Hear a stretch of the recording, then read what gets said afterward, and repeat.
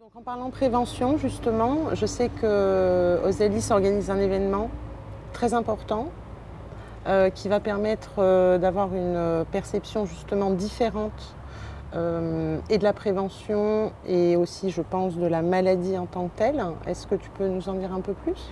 Oui, alors c'est l'exposition contemporaine Osalis Ose qui a lieu du 4 au 5 octobre et est ouverte au public à Paris, Square des Acacias. Et l'ambition, eh bien, c'est de passer de l'autre côté du miroir, de faire toucher du doigt aux aidants, aux femmes, eh bien, ce parcours qu'est la maladie, un parcours du combattant, un parcours de combattante. Je rappelle que plus de 2,5 millions c'est le titre de ton livre. De femmes traversent chaque année dans le monde.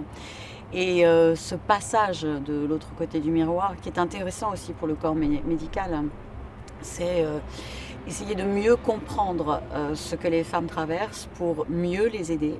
Oui. Car le mois d'octobre, c'est aussi un mois où les femmes qui ont été malades ou qui sont en soins se sentent extrêmement seules. Pourquoi ? Parce qu'on parle de prévention, donc on parle de comment éviter.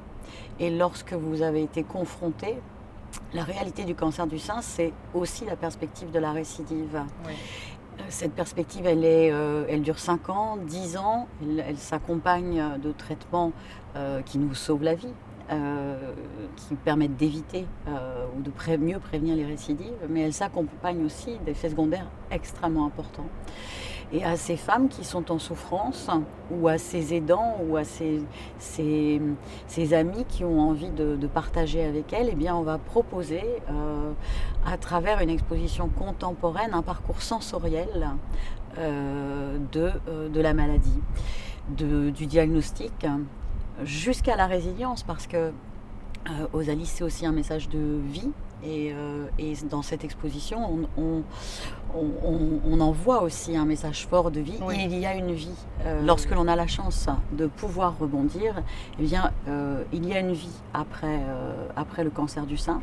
Et grâce à cette exposition, on va mettre également en valeur un grand nombre de femmes résilientes qui se sont engagées après la maladie, des associations qui aident les femmes à se relever.